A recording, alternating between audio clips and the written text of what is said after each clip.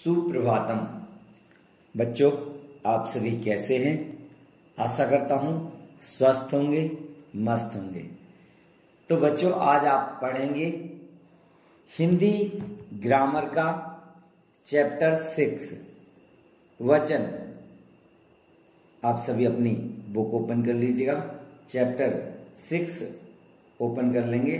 Page number 34, page number 34, Hindi grammar page number 34। देखिए, पढ़िए और समझिए। चूहा मोटा है, चूहे मोटे हैं। लड़का हाथी पर बैठा है, लड़के हाथी पर बैठे हैं। घोड़ा खड़ा है, घोड़े खड़े हैं।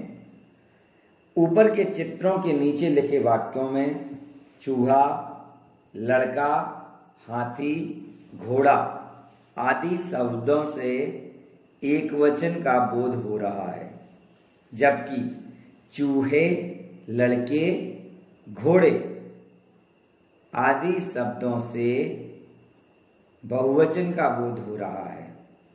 शब्दों के जिस रूप से उसके एक या अनेक होने का बोध होता है उसे वचन कहते हैं। वचन के प्रकार। वचन के दो प्रकार होते हैं, एक वचन, बहुवचन। वचन के दो प्रकार होते हैं, एक वचन, बहुवचन। एक वचन संज्ञा के जिस रूप से उनकी एक संख्या या वस्तु का ज्ञान हो, उनकी एक संख्या या वस्तु का ज्ञान हो, उसे एक वचन कहते हैं। जैसे चूहा, लड़का, पुस्तक, छात्रा, घोड़ा और झंडा आदि शब्द एक संख्या में होने का बोध कराते हैं, अतः ये एक वचन है। बहुवचन संज्ञा की जिस रूप से उनकी एक से अधिक संख्या या वस्तुओं का ज्ञान हो उसे बहुवचन कहते हैं। जैसे चूहे, पुस्तकें, लड़के, छात्राएं, घोड़े और झंडे शब्द अनेक होने का बोध कराते हैं, अतः ये बहुवचन हैं। संज्ञा के विकारक। अब देखिएगा, संज्ञा के विकारक। वचन संज्ञा का विकारक है। विकारक अर्थात इसमें विकार उत्पन्न करने वाला। इसके बदलने से वाक्य के अनेक शब्दों में अपने आप बदलाव आता है। नीचे दिए उदाहरण को देखिए। एक वचन चूहा मोटा है, बहुवचन चूहे मोटे हैं। बहुवचन में परिवर्तित होने के कारण वाक्य के तीनों शब्दों में बदलाव आया है। चूहा शब्द चूहे, मोटा शब्द मोटे तथा है शब्द हैं में बदल गए हैं। ऐसे ही घोड़े खड़े हैं के प्रत्येक शब्द में होने वाला बदलाव समझा जा सकता है। वचनों में एक रूपता। नेक्स्ट हेडिंग, वचनों में एक रूपता। कुछ पुल्लिंग शब्द ऐसे हैं जो एक वचन और बहुवचन दोनों में एक रूपता बनाए रखते हैं। इस प्रकार की संज्ञाएं निम्नलिखित हैं: छात्र, कवि, साधु, उल्लू, हाथी, बाबा, पिता, मामा, नाना, दादा, चाचा, वक्ता, कर्ता, जामाता, देवता आदि एक वचन तथा बहुवचन में समान रहते हैं। उदाहरण देखिए।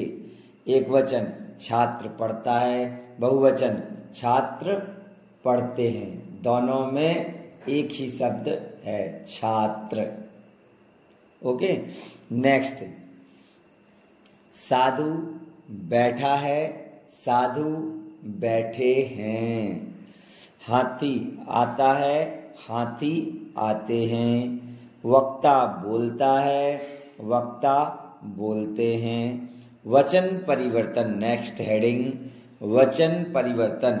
शब्दों को एक वचन से बहुवचन में परिवर्तित करने के निम्नलिखित नियम हैं। देखिएगा, आ को ए में परिवर्तित करके लड़का लड़के, घोड़ा घोड़े, कपड़ा कपड़े, लट्ठा लट्ठे, गधा गधे। नेक्स्ट हेडिंग पे पहुंचते हैं। आ को ए में परिवर्तित करके माता माताएं, लता लताएं, कन्या कन्याएं, बहू बहुएं। नेक्स्ट हेडिंग, ए को ए में अ को ए में परिवर्तित करके पुस्तक पुस्तकें, बात बातें, गाय गायें। नेक्स्ट हेडिंग, छोटी ई या बड़ी ई को इया में परिवर्तित करके नीति नीतियां, रीति रीतियां, रिद्धि रिद्धियां, सिद्धि सिद्धियां। नेक्स्ट हेडिंग, समूह सूचक शब्द जोड़कर पाठक पाठकगण, छात्र छात्रगण, मित्र मित्रगण। वचन संबंधी विशेष नियम, प्रत्येक तथा हर एक का प्रयोग सदैव एक वचन में होता है। जैसे प्रत्येक छात्र बैठ गया, हर एक आदमी फूल लाया। समाचार, प्राण, आंसू, हस्ताक्षर, लोग, होंठ, होश, दर्शन आदि बहुत शब्द बहुवचन में प्रयोग किए जाते हैं। जैसे भय के मारे उसके प्राण सूख गए और होश उड़ गए।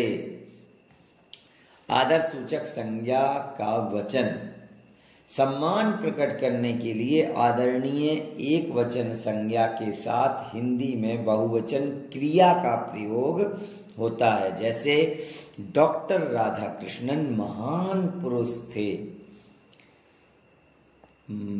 पंडित जवाहरलाल नेहरू भारत के प्रथम प्रधानमंत्री थे, महात्मा गांधी भारत के राष्ट्रपिता कहे जाते हैं, प्राचार्य जी पढ़ा रहे हैं। उपयुक्त वाक्यों में कर्ता एक वचन है लेकिन आदरणीय है, अतः उनके साथ बहुवचन क्रियाओं का प्रयोग किया गया है। ध्यान दीजिए, शब्दों के जिस रूप से उसके एक या अनेक होने का बोध होता है उसे वचन कहते हैं। वचन के दो भेद होते हैं, एक वचन एवं बहुवचन। संज्ञा के जिस रूप से एक संख्या या वस्तु का ज्ञान हो उसे एक वचन कहते हैं। संज्ञा के जिस रूप से एक से अधिक संख्या या वस्तुओं का ज्ञान हो उसे बहुवचन कहते हैं। वचन संज्ञा का विकारक होता है। अब आइएगा एक्सरसाइज पर। आओ करें निम्नलिखित प्रश्नों के उत्तर दीजिए। वचन किसे कहते हैं, उदाहरण देकर समझाइए। आप निकालेंगे page number 34। Page number 34 yellow colour का जो बॉक्स टाइप का दिया गया है, लाइन, येलो हेडिंग में जो लाइन है उसको आप देखिए। शब्दों के जिस रूप से उसके एक या अनेक होने का बोध होता है उसे वचन कहते हैं। या ध्यान दीजिएगा, फर्स्ट में भी यही लिखा है, ध्यान दीजिएगा, फर्स्ट भी वहां से भी लिख सकते हैं। तो इसमें आपको ये डेफिनेशन लिखनी है वचन की। शब्दों के जिस रूप से उसके एक या अनेक होने का बोध होता है उसे वचन कहते हैं। अब आपको एग्जाम्पल देना है। पेज नंबर 35 पे आ जाइएगा। पेज नंबर 35, इसमें उदाहरण देखिए। हेडिंग है एक रेड कलर की, रेड कलर में हेडिंग है, उदाहरण देखिए। फिर लिखा है एक वचन, नेक्स्ट लाइन है बहुवचन। तो एक वचन वाला आप एग्जाम्पल देखिए।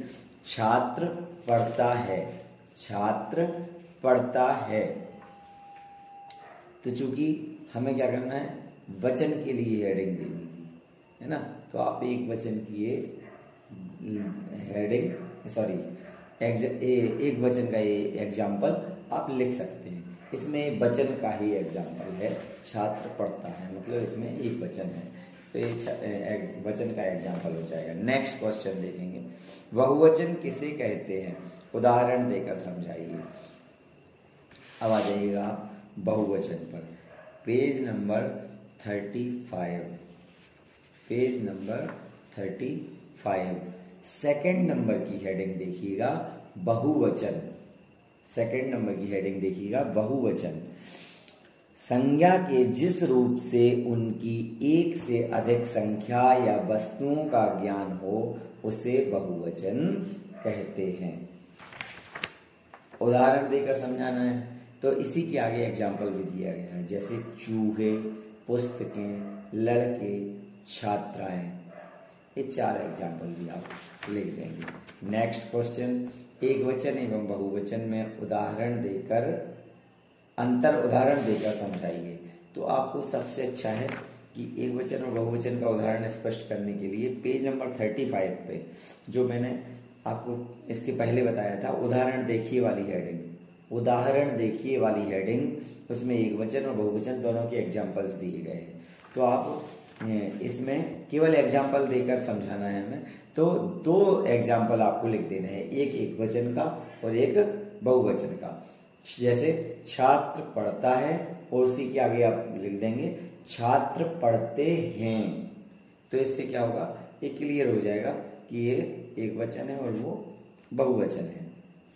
ओके, इस तरीके से आप 2 एग्जाम्पल लिख देंगे। ये थी आपकी एक्सरसाइज।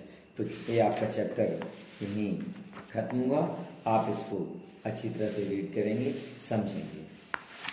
धन्यवाद।